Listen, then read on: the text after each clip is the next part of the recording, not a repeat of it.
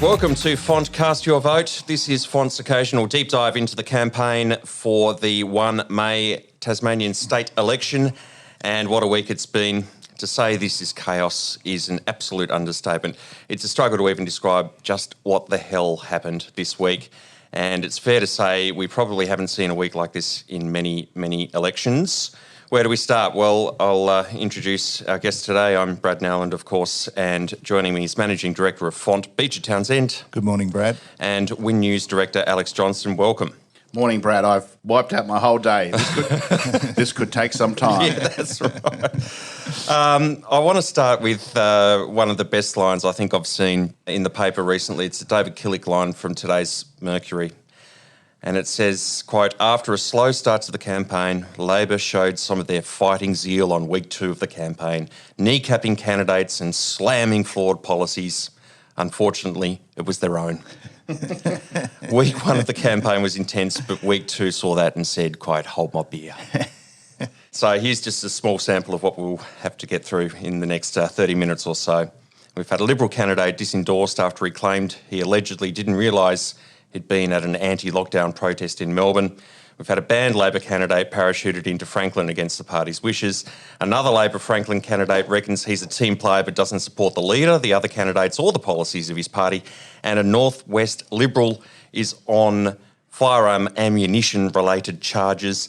Gents, is this the most Tasmanian election ever? And are we watching the Tasmanian politics version of Tiger King? You know, is this really the most shambolic campaign we've seen in a generation at least? Well, hello, all you cool cats and kittens. It's extraordinary. I thought it would find a way to settle down. And from a media point of view, there's a sense of guilt that all we seem to be putting to air or putting in the paper is the politics, is the drama and not the substance. But I had a conversation with someone in the canteen the other day. It's not like we're manufacturing things out of thin air, beating things up. These are in-your-face, diabolical situations for both sides of the agenda, and too juicy to ignore. I mean, impossible to ignore. And as the Mercury editorial keeps sort of going back to, if you can't get your own house in order, how do we trust you to run the affairs of the state? I mean, there were, up until now it's been damning appraisal of Labor, but obviously now we've got some headaches on the other side of things.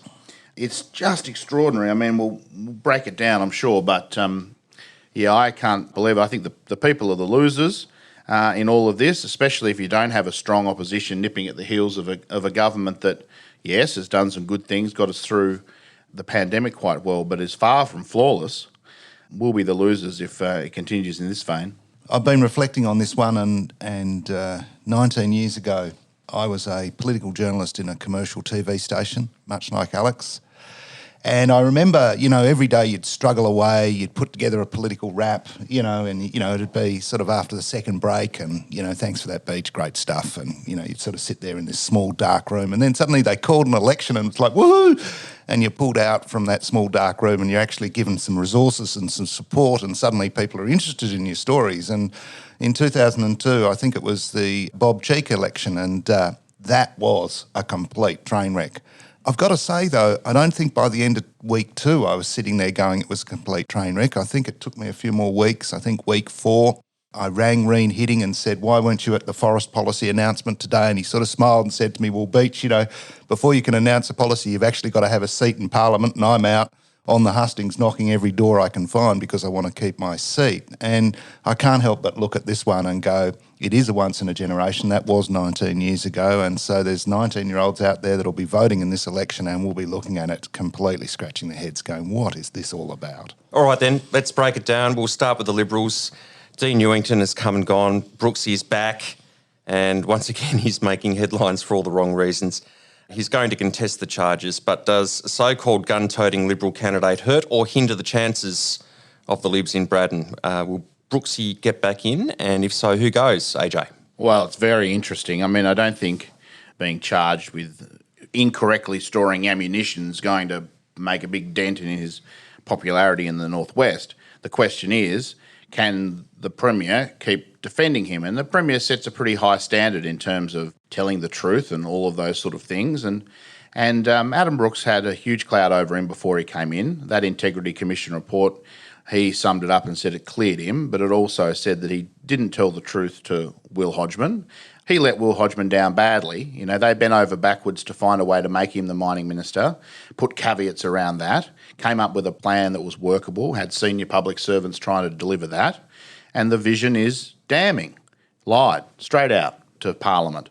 So, yeah, it's going to be very difficult if Adam Brooks keeps being a thorn in the side of Peter Gutwein, because he won't want to do what Labor's doing and have press conferences dominated by the things he doesn't want to talk about. He's been pretty good at staying on message, the Premier. He's had some pretty snappy lines as well, and delivering them with, pretty well, better than, Bill Shorten would deliver a zinger. Yesterday's about break glass in case of emergency and Albo arrives, not bad at all. So, yes, 2 weeks is a long time, but we've got 3 weeks left, don't we? Yes, it'll be very hard for him to keep defending Brooksy, but they do need him for those votes, I think. Yeah, look, that's exactly right. Brooksy is a tremendously popular figure on the Northwest Coast. I think he's thoroughly in character and continues to be in character, and he will draw in for the Libs a lot of votes. I think Alex is right. He can be a thorn in the side of government. You would think, he's learned how to toe the party line, as it were, by now, but Brooksy's Brooksy, and I think that's all we're seeing this time round. More broadly, though, do you think Brooksy takes Roger Yench's seat or Felix Ellis's? No, I mean, if there was an election tomorrow, I think all three of them get elected, Rockcliffe, Yench and Brooks, don't you think? What about Felix, though? No, I don't think so. I mean, I think he'd be a long way behind Yench and Brooks in terms of vote getting at the moment. He'll have a niche following. He obviously makes a fair bit of noise on those issues that he's passionate about. I thought it was a bit of an own goal criticising the JobKeeper program, considering that's a coalition government initiative. And someone pointed out on Twitter, shouldn't have jibed that it's Tree Keeper. He should have said it was Bob Keeper, which would have at least got a laugh out of us. Yeah, real missed opportunity there, whoever wrote that one. Bradley needs to get them on their game with the puns. But no, I think those three would get elected if we had an election tomorrow. I think Braddon's almost the most clear cut. I think it's just going to be 3 Libs, 2 Labor, especially now that Labor's got Justine Key. Justine Key, I always get that wrong. Key, someone will text me. This isn't live though, so the text won't do any good. 3-2. But if Brooksy has to drop out, I'm not saying that he has to, that's, the Premier's decision, then Felix would probably scrape in. Rocky will get a huge vote. Okay. Let's turn our attention to Labor. We've had the resolution to the winter storm. The Tasmanian Labor left must be fuming. AJ, you're close to the action there. What are you hearing? Yes, they would be fuming. And when you say the left, it's a little bit too broad, because a lot of people in the left thought that pragmatically they had to pick Dean Winter. And a lot of people on the left don't have a problem with Dean Winter at all. I think Lucy Braden on ABC asked him the other day, why does half the party hate you? Well, that's just not true. I mean, there's not one member of the PLP who has a big problem with Dean Winter. It is purely the people that David Bartlett called out, the head of the health union. They've got a long-held problem with Dean, and that's fine. They're entitled to have that. Obviously, it, for a long time, thwarted him getting pre-selected. Now he has been. Sorry, I've lost my train of thought. What was I explaining? You were trying to work your way through the quagmire that is currently the problems facing the Labor Party. And taking umbrage at my rather generous interpretation of what is the Labor left. Yeah. Oh, that's right. Yeah, so they are the people that fought very hard to not have him on the ticket. They are fuming, sure. I think Dean Winter's come out of it looking okay, but it's just such a mess. I mean, it takes 12 days to do the obvious. So I think he'll go well in Franklin. Because the Liberal ticket in Franklin, I've got a question for you guys on short notice. Who gets the most votes on the Liberal ticket in Franklin? Is it Jackie Petrusma, Nick Street or Beck Enders? Well, Jackie Petrusma, in my view, has been around for many years. She's well known. She's done well. Nick Street keeps on coming back. Beck Enders is very strong down way south. So I think, that's the way I look at it. I think in terms of Jackie would be number one, and then Beck or Nick, number 2, would be my sense of it. It is a bit of it lacks a bit of inspiration, that ticket. I think it's very sort of workmanlike, as they would say. And the argument put to me is that Dean will be able to get some of those votes that Will Hodgman got. obviously around Kingston where he's well known, but even on the other side of the river in places like Tranmere, aspirational or affluent or whatever you want to say, he'll appeal to them more than David O'Byrne probably, who's going to try and get most of his votes around working class Eastern Shore. Well, Dean's young. He's got a young family. He's having a go as a mayor. I think he'll be a very attractive candidate. Well, I think he is an attractive candidate politically. Sorry, I got off on a bit of a tangent then. Let's get back to the scandal. But there will be recriminations from the Dean Winter saga for everyone except Dean Winter, I imagine. Yeah, someone put it to me during the week that the Liberals were campaigning to win on the 1st of May, and there's a whole bunch of people on the Labor side of the ticket who are campaigning to win on May the 2nd. Yes. And Fabio Cangelosi's trying to win the 2018 election on Labor's old policy. So he's been my favourite thing about this campaign. But just quickly, we'll touch on Ben McGregor. That campaign just went nowhere. Haxu was a very big backer of Mr. McGregor, and the rumour is, or sources close to the action are saying that Haxu is actually seriously considering disaffiliating from the Labor Party. What does that say? Is this a Fontcast exclusive, Brad Mowland? No, I've been burnt before by the exclusives. Okay. How good's your source on that one? Not bad. I'll tell you after. Well, they would be very upset with the way it's unfolded. Talk about a double whammy. They don't get their way with Dean Winter, and then their prominent candidate, federal election candidate, state president, they were going to put plenty of money behind his campaign, and the leader's taken a very strong stand. Now, I don't know what was in those text messages. They were obviously coarse in the extreme. Rebecca White is not a prude, so she wouldn't have done it over, something mild.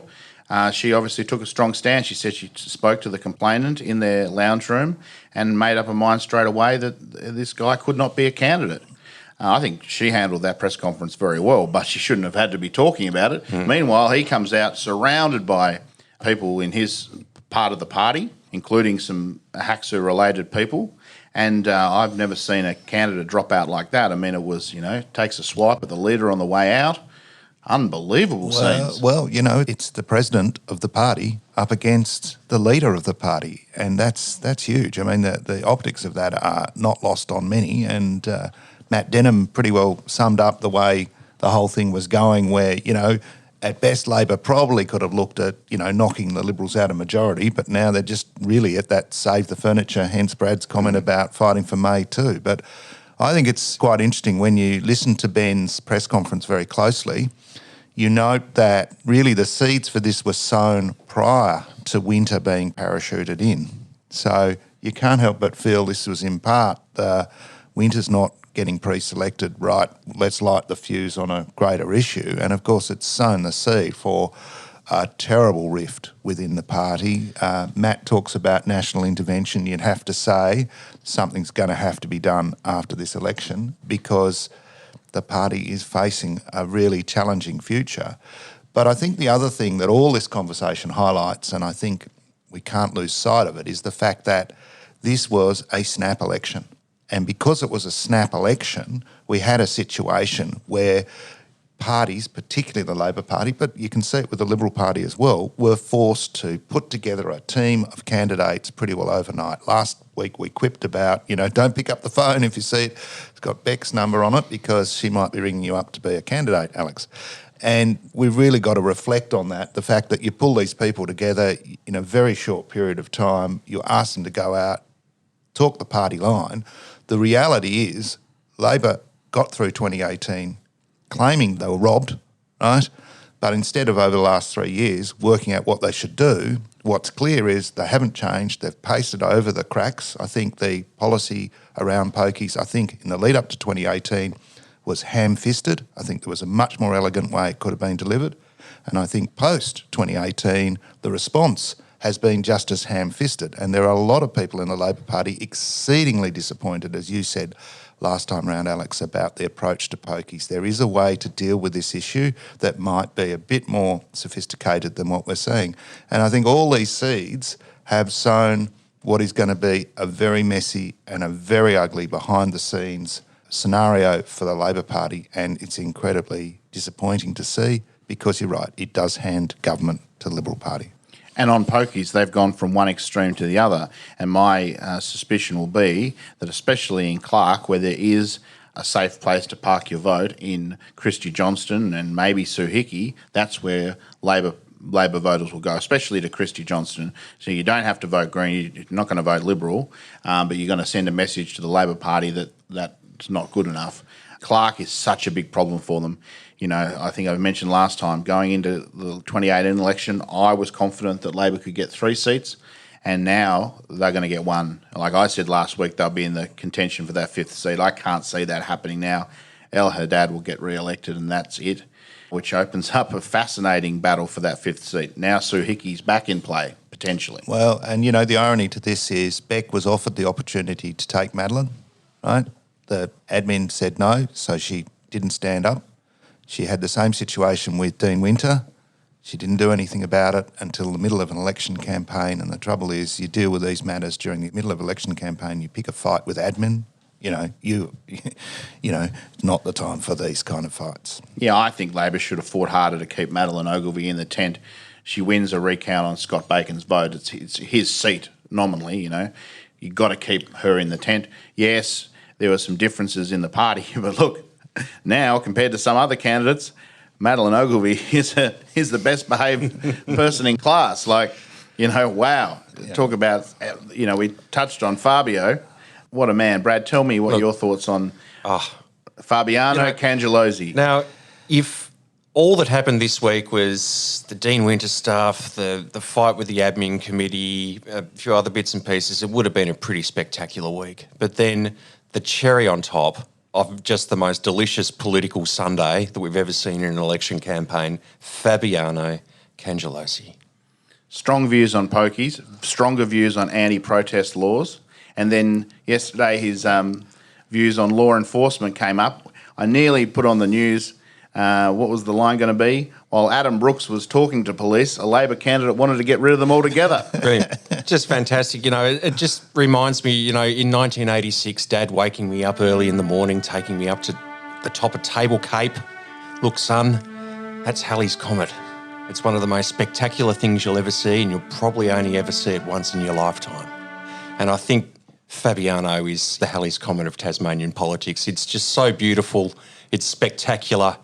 It's only going to last a very, very short time, but you'll remember it forever.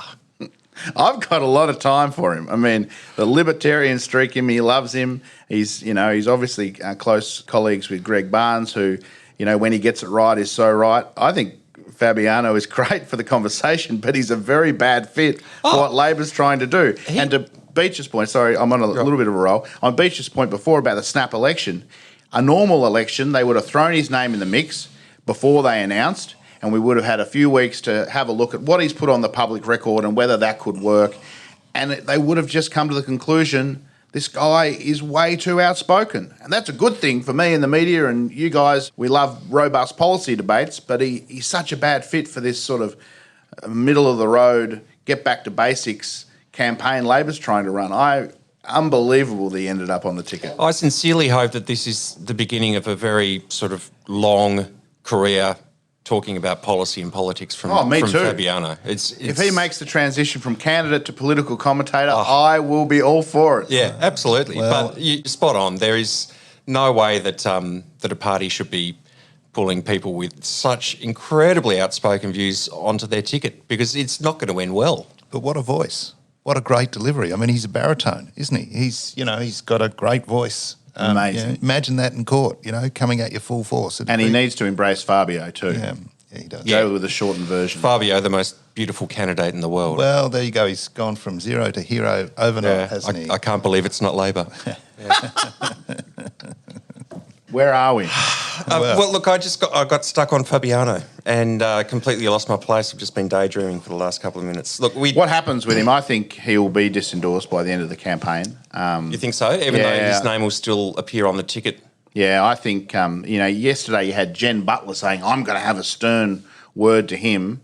And I think if the Brooksy stuff hadn't have come up yesterday, a lot of the news would have had more on Fabiano's views on defunding police in the US, and he said, well, I was only talking about it in a US context, not a local context. But a headache, I think 3 weeks, he's got a lot of opinions. We'll hear more of them before the campaign's done. And so from a media perspective, you know, you get in 9 o'clock-ish, you sit down, you make your cup of coffee. 9:30, I'm not... I'm being, you know, kind.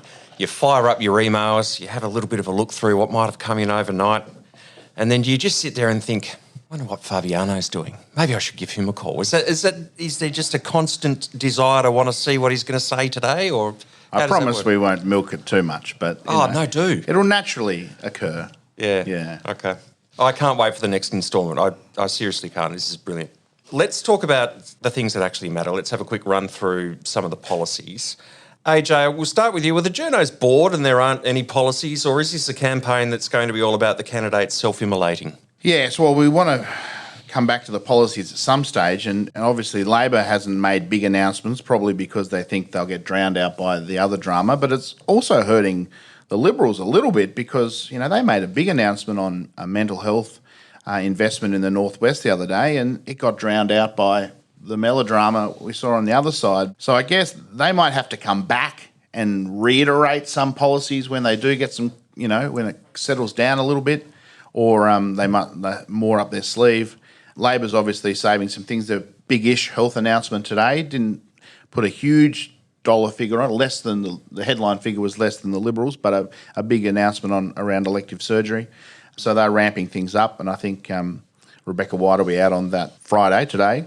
So, yeah, I think it'll be very interesting to see how many big things Labor announces between now and Election Day. Are you surprised that it's taken Labor this long to actually start talking about health?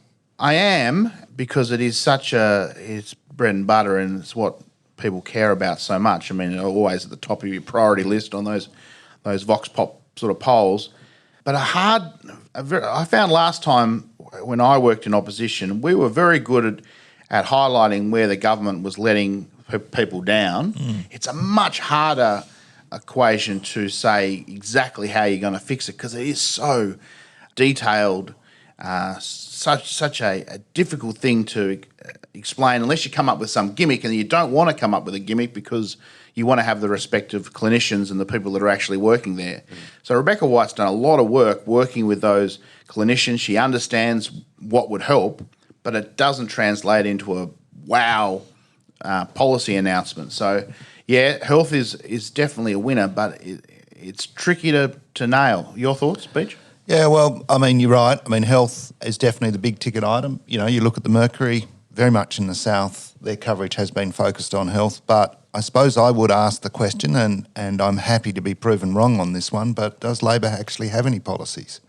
They've really been caught somewhat with their pants down in terms of pulling together candidates and those kind of things. I think there's a mad scramble. I'm definitely trying to have a conversation with them in my professional life around a number of issues, and I have definitely been trying to say to them, there are some fantastic opportunities for you to help make Tasmania a better state, right? And I'm not even getting my phone calls replied to. Now, I appreciate there's an election on and people have got to win seats and they've got to do those other things, but the reality is, if they don't have policies, then what have they got? And I think we get back to this proposition of, are they out there just trying to save the furniture at the moment? And week two. Well, when you spend the first couple of weeks talking about upgrading boat ramps and putting solar panels on bus shelters or whatever it was, you know, they sound more like a Rotary club than an opposition. That's exactly right. And I think they really should have had a health policy in the back pocket ready to go.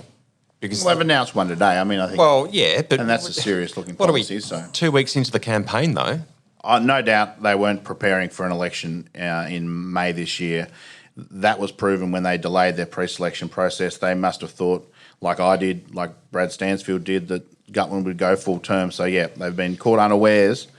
But, both sides, I guess the Liberals are a bit more advanced with their policies. Oh, well, you always have an advantage when you're in government. You have incumbency. You can think about policies. You can pull forward announcements. You know, you can do all those. And you've got a much bigger team behind you as well. Absolutely, absolutely. I'm not disputing that. But what I'm saying is, here we are, week two. Where are the policies? Where's the conversation?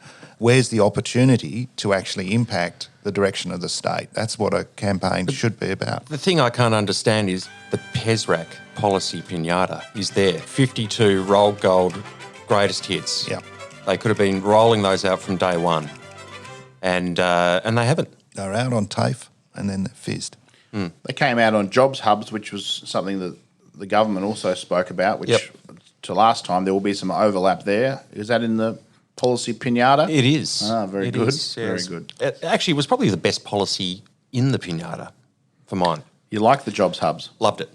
It was very good, Okay. that one. I thought the funding for Mac Point was a particularly good policy myself, but there you go. Albos 10 years ago? Or? Well, no, the current one to get it out of the ground. Now I we didn't must have a problem with Albo's announcement. we 10 must years move ago. on, and there's a couple of things that we need to look forward to next week. Firstly, on Monday, I understand pre-polling opens, so that's going to be a very important moment. Over the weekend, presumably the Liberals and the Labor Party and the Greens and some of the independents will be making a pretty concerted effort to make sure that when people walk into the pre-poll on Monday, they know what they're voting for. The second thing is, I understand that according to the Charter of Budget Responsibility, fantastic piece of legislation, the Treasury will release a budget update at some stage next week. Oh, that'll Be big because Because the Liberals are spending a lot of money at the moment. the other thing about that piece of legislation is that it actually quite clearly says in there that any commitments announced by the government before the election must be included. So therefore, the 52 policies from the PESWAC policy pinata, land tax, TAFE, all those sorts of issues will need to be broken down and justified and explained and accounted for by Treasury in that budget update. So that will be an absolute cracker. You know your Treasury well. Can we finish with our revised predictions? Is that Yes, where we're going to get to? absolutely. But a little bit of housekeeping from me. We've got some debates to look forward to. I understand there's a debate next week down here, Property Council one. Is that right, or I'm looking forward to the Fabiano versus Brooksy debate. Yeah. Wouldn't that be a sight? Oh, that would be... Hear ye, hear ye. You could sell tickets to that. You'd make a mint. Yeah. Or Fabiano v Felix, maybe, if Brooksy's unavailable. So there'll be a couple of debates, and I think there's talk of the papers organising them as well, so they'll be good, and I think both sides will be happy to participate in those because both leaders are pretty quick on their feet. So predictions, are we ready for that? We are. There'll be a leaders' debate on the 15th, I understand, which is what, next Thursday? Thursday. Being organised by the Chamber of Commerce and Industry and the Property Council. Yes, I wasn't asked to host it, but that's okay.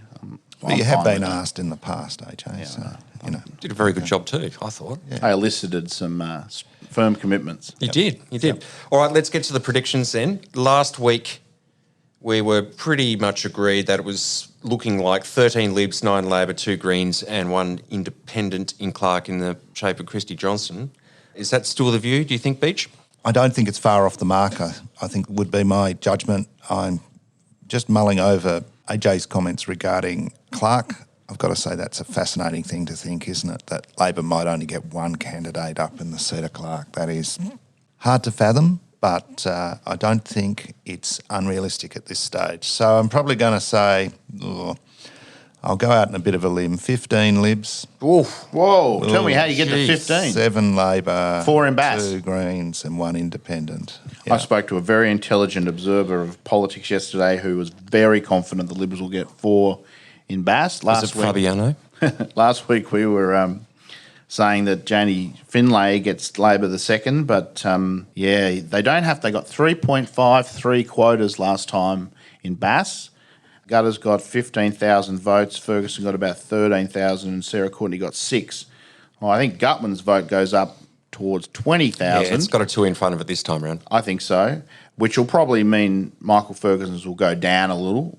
Not through any real fault of his own, but he's got to go somewhere. But I think Sarah Courtney's vote will hold up and maybe even improve. So you know the numbers better than me. What do they need to take that 3.53 to get to 4 seats? What did they have it when they won 4 seats in? Oh well, they had about 3.9 or something. They had the most unbelievable preference flow from the carve up, because to get 4 seats off primary, you need 67-ish% of the vote, which is that's not really going to happen. 67. I think they got off the top of my head, about 61, 62% of the vote in 2014. And everything needed to go right for them to get 4, and it did. It was an unbelievable carve-up.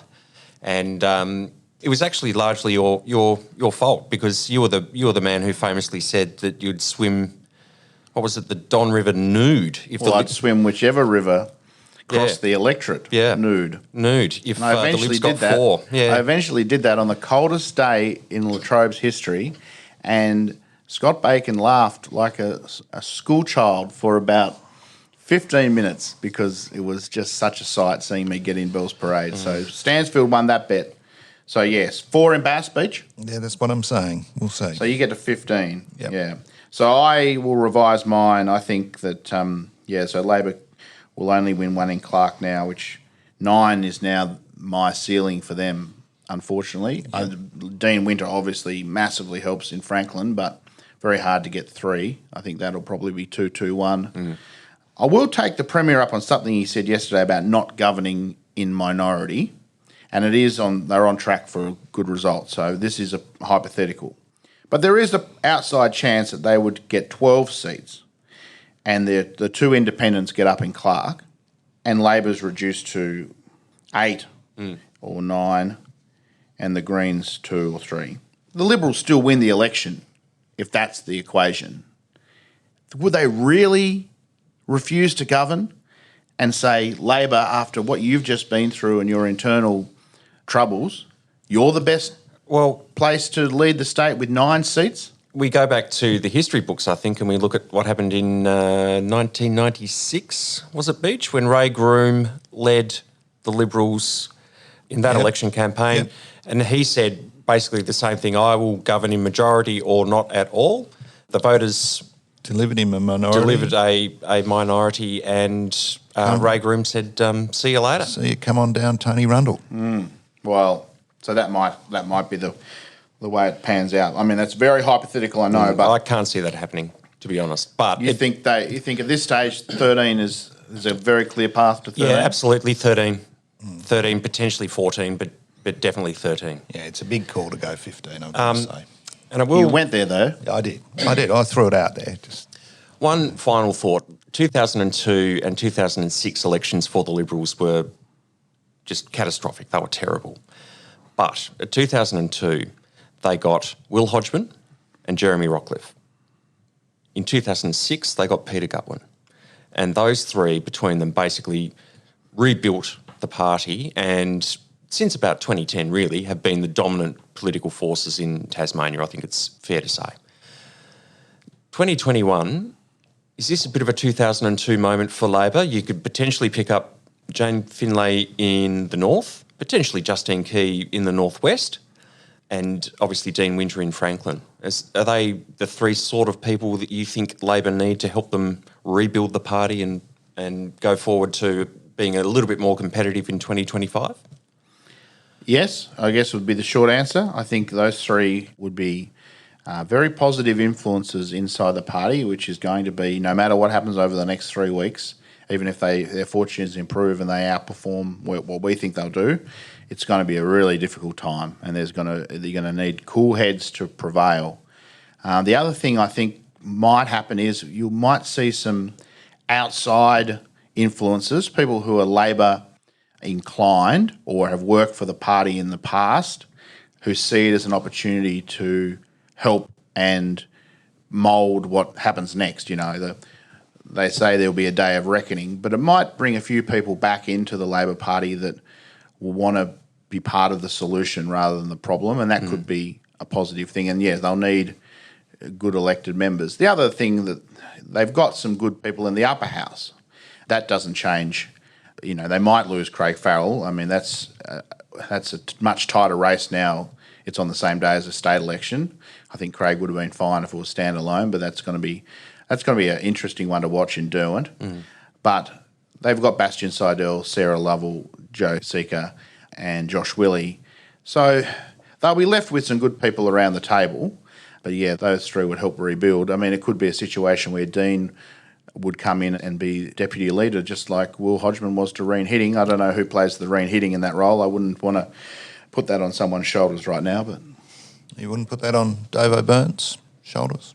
I just was reluctant to compare the two because they are so physically different, Reen and David. So I thought the comparison might not work that well. Okay, well, I can't see where else you go for leadership. But Oh, no, I'm only being a little bit silly about their height difference. But, yeah, I think David would be the obvious choice unless they went for something out of left field.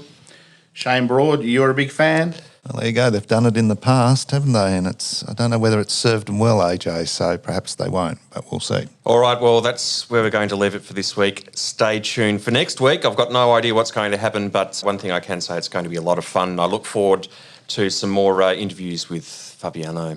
AJ, always a pleasure. Thanks for coming along. Thanks for having me and letting me waffle on a little bit this morning, but it's very exciting. No problem at all. Beecher, thank you. Always a pleasure. Thank you. Fontcast is produced by Icon Media, directed by Sam Icon, produced by Brendan Lenihan, and next week, who knows what will be going on. Until then, carry on.